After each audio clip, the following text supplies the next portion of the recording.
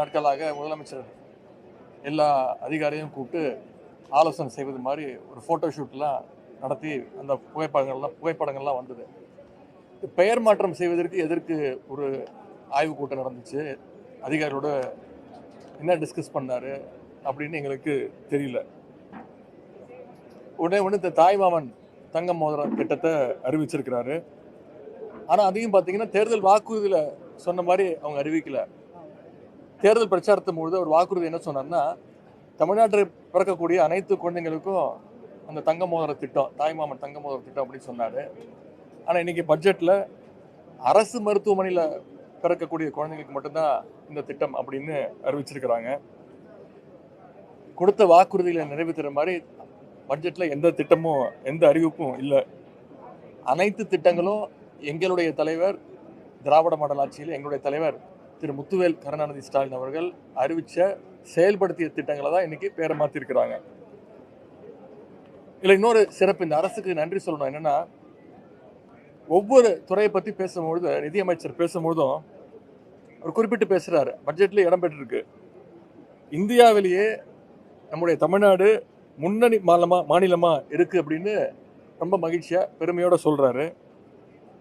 திராவிட முன்னேற்ற கழகத்துடைய சாதனைகள் எல்லாம் இப்போவாச்சும் ஒத்துக்கிட்டாரு அப்படிங்கிறதுக்கு நாங்கள் எங்களுடைய நன்றியை இந்த அரசுக்கு, நிதியமைச்சருக்கும் முதலமைச்சருக்கும் தெரிவிச்சுக்கிறோம்.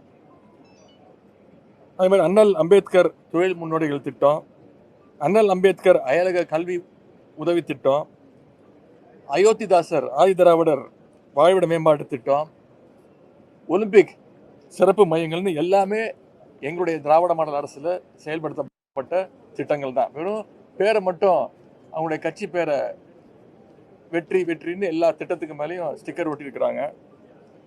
அன்பு சோலைன்னு நாங்கள் கொண்டு வந்த திட்டத்துக்கு அது பேரை மாற்றி இன்னைக்கு முதியோர் பொழுதுபோக்கு மையங்கள்னு பேரை மாற்றிருக்கிறாங்க.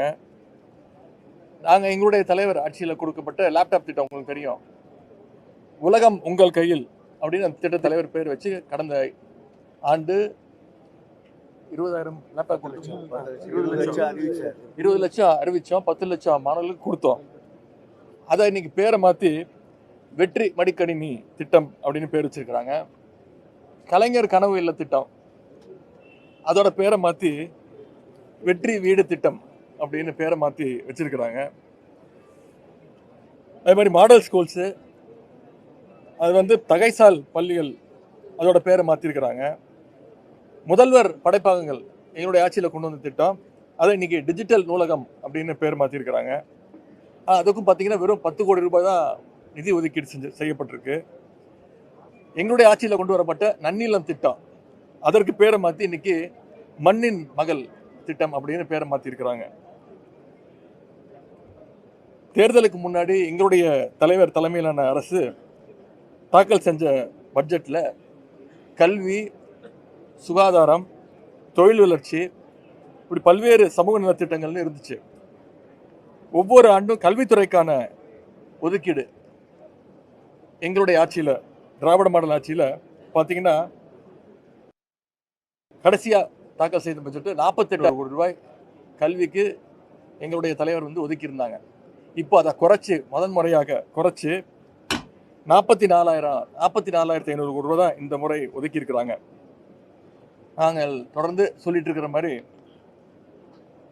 காவேரியில் தண்ணி வரல,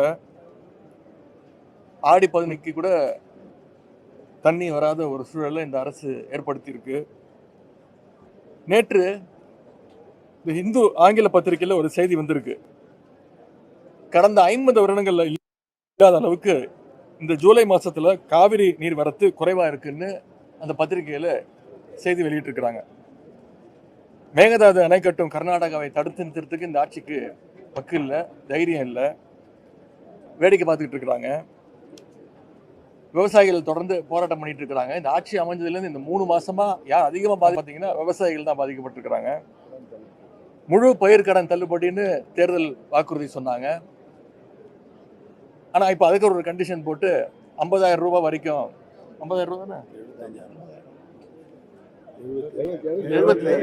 75,000 அதையும் மாற்றிருக்கிறாங்க. ஆனால் அதையும் செயல்படுத்தலை. முதல்ல 50,000 சொன்னாங்க, எதிர்ப்பு தெரிவிச்சோன்னா அது 75,000 ரூபாய் மாற்றினாங்க. அதையும் முழுமையாக செயல்படுத்தலை. தஞ்சாவூரில் நேற்று முன்தினம் ஆர்ப்பாட்டம் நடந்துச்சு. அதில் நாங்களாம் கலந்துக்கிட்டு இந்த பிரச்சனைகள்லாம், விவசாயிகள் சந்திக்கக்கூடிய பிரச்சனைகள்லாம் அங்கே பேசினேன். அதற்காக நேற்று என்னை வீடு புகுந்து கைது செஞ்சாங்க. கைது செஞ்சு எப்படிலாம் அலக்கழிச்சாங்கன்னு ஒட்டுமொத்த தமிழ்நாடு பார்த்துச்சு. குறிப்பாக சட்டமன்றத்தில் எதிர்கட்சி தலைவர் என்ற முறையில் இந்த பட்ஜெட் பற்றி நாங்கள் எதுவும் கேள்வி கேட்டக்கூடாது, அதே மாதிரி டைவர்ஷன் டாக்டிக்ஸ், விவசாயிகளுடைய பிரச்சனையை டைவர்ட் பண்ணணும்னு நேற்று அந்த நாடகத்தை நடத்தினாங்க. என்ன மட்டும் இல்லை, தொடர்ந்து திராவிட முன்னேற்ற கழகத்துடைய சட்டமன்ற உறுப்பினர்கள் ஒவ்வொருத்தரையும் கைது செஞ்சுட்டு இருக்கிறாங்க. பிரச்சனையாக மாறி இருக்கு. கிட்டத்தட்ட 3.5 லட்சம் குடும்பங்களுக்கு வழக்கத்தை விட பல மடங்கு அதிகமாக இன்னைக்கு இபி பில் வந்திருக்கு.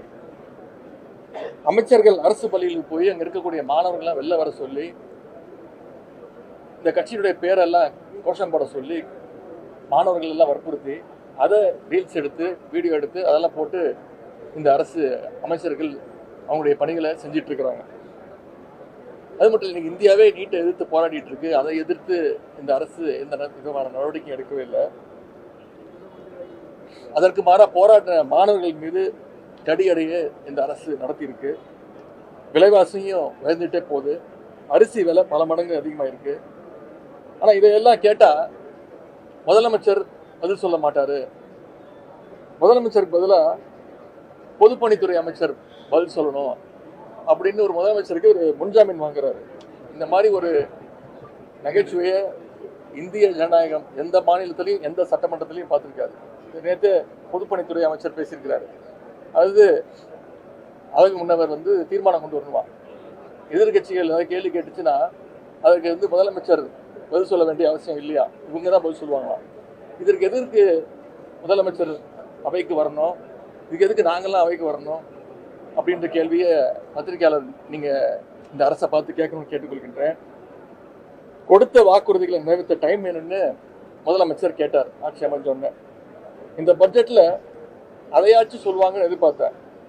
ஆனால் அதை சொல்வதுக்கு கூட அவங்களுக்கு டைம் இல்லை, இன்னும் டைம் கேட்குறாங்க. எனவே நடக்க போகிற கூட்டத்தொடர் முழுவதும் ஆணித்தரமாகவும் உறுதியாகவும் மக்கள் பிரச்சனைகளை நாங்கள் திராவிட முன்னேற்ற கழக உறுப்பினர்கள் எங்களுடைய தலைவருடைய அறிவுறுத்தல் பேரில் பதில் சொல்ல நாங்கள் கேள்வி கேட்க ரெடியாக இருக்கிறோம். பதில் சொல்ல இந்த அரசு ரெடியாக இருக்க வேண்டும். நன்றி, வணக்கம். அதை பற்றிலாம் பற்றி பேசவே இல்லை. அதை பற்றி அதை உயர்த்தி கொடுக்குறேன்னு சொன்னாங்கல்ல, 2500 ரூபா உயர்த்தி கொடுக்குறேன்னு சொன்னாங்கல்ல, அதெல்லாம் இந்த பற்றி பேச